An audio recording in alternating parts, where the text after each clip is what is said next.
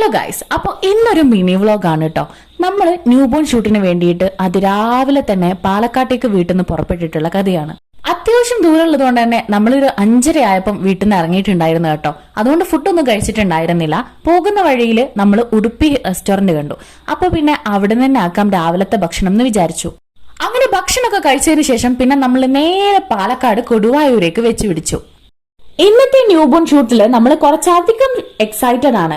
കാരണം മറ്റൊന്നുമല്ല, ഈ തീമുകൾ നമ്മൾ ആദ്യമായിട്ടാണ് ചെയ്യുന്നത്.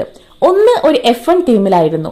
ബേബിന്റെ ഫാദർ ഭയങ്കര ഒരു കട്ട F1 ഫാൻ ആയതുകൊണ്ട് അവർക്ക് ആ തീമിൽ ഒരു ഷൂട്ട് വേണം എന്ന് പറഞ്ഞു. ബേബിന്റെ അമ്മയാണെങ്കിലോ ഒരു കടുത്ത ഹാരി പോട്ടർ ഫാനാണ്. അതുകൊണ്ട് അവർക്ക് ഒരു തീം ഹാരി പോട്ടർ തീമിലും വേണമെന്ന് ആവശ്യപ്പെട്ടിട്ടുണ്ടായിരുന്നു. 27 ഡേയ്സ് ആയിട്ടുള്ള ഒരു കുഞ്ഞിപ്പെണ്ണാണ് ഇന്നത്തെ നമ്മുടെ ക്ലയന്റ് വരുന്നത്.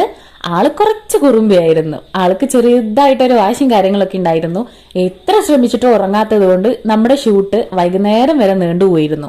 പക്ഷെ നമ്മൾ കുഞ്ഞിപ്പെണ്ണിനെ ഓക്കെ ആക്കിയെടുത്ത് ഷൂട്ടെല്ലാം കംപ്ലീറ്റ് ചെയ്ത് 3:30 ആയപ്പോഴാണ് നമ്മൾ അവിടെ നിന്ന് ഇറങ്ങിയത്. അങ്ങനെ പിന്നെ നമ്മൾ നേരെ പോയത് പാലക്കാടുള്ള ലുലുവിലേക്കാണ് കേട്ടോ. ലുലുവിന്റെ തൊട്ടടുത്താണ് അവരെ വീട് വരുന്നത്. അപ്പൊ പിന്നെ തിരിച്ചു വരുമ്പോൾ അവിടെ കയറാതെ നിന്നാൽ മോശമല്ലേ. അങ്ങനെ നമ്മൾ ലുലു കയറി. മെജോറിറ്റി ആളുകളും ലുലു മാളിൽ പോയി എന്താ ചെയ്യാ, ഒരു ഭാഗത്ത് നിന്ന് നടന്ന് അങ്ങനെ കണ്ട് അപ്പുറത്തെ ഭാഗത്തൂടെ ഇറങ്ങി വരും. നമ്മളും അതന്നെയാ ചെയ്തേ. പ്രത്യേകിച്ചൊന്നും വാങ്ങിക്കൊന്നും ഉണ്ടായിരുന്നില്ല. ഫുഡ് കോർട്ടിൽ നിന്ന് ഭക്ഷണം കഴിക്കാന്ന് പറഞ്ഞു. പിന്നെ എനിക്ക് അതിനും മനസ്സ് വന്നില്ല. അങ്ങനെ ഞങ്ങൾ ചുമ്മാ ഒരു തലക്കൂടെ കയറി അപ്പുറത്തെ തലക്കോ കൂടെ ഇറങ്ങി വന്നു. അങ്ങനെ ഞങ്ങൾ ലുലുന്ന് ഇറങ്ങി. പോകുന്ന വഴിക്ക് എവിടെന്നെങ്കിലും ചായ കുടിക്കാന്നായിരുന്നു പ്ലാന്. കാരണം ഞങ്ങൾ മോളെ കൊണ്ടുപോകാതെയാണ് പോയിട്ടുണ്ടായിരുന്നത്. അവള് വീട്ടിൽ ഞങ്ങളെ വെയിറ്റ് ചെയ്യാണ്. അങ്ങനെ തിരിച്ചു വരുന്ന സമയത്ത് നമ്മൾ FM ഒക്കെ കേട്ടിട്ടുണ്ടായിരുന്നു കേട്ടോ. പാലക്കാട് ആയതുകൊണ്ട് തന്നെ FM ഒക്കെ തമിഴിലായിരുന്നു, പാട്ടുകളും പ്രസന്റേഷനും എല്ലാം. അങ്ങനെ തിരിച്ചു വരുന്ന വഴിക്ക് നമ്മൾ ഒരു തട്ടുകടയിൽ കയറി അവിടെ നിന്ന് ചായയും കടിയും കഴിച്ചതിന് ശേഷം നേരെ തിരിച്ചു വീട്ടിലേക്ക്.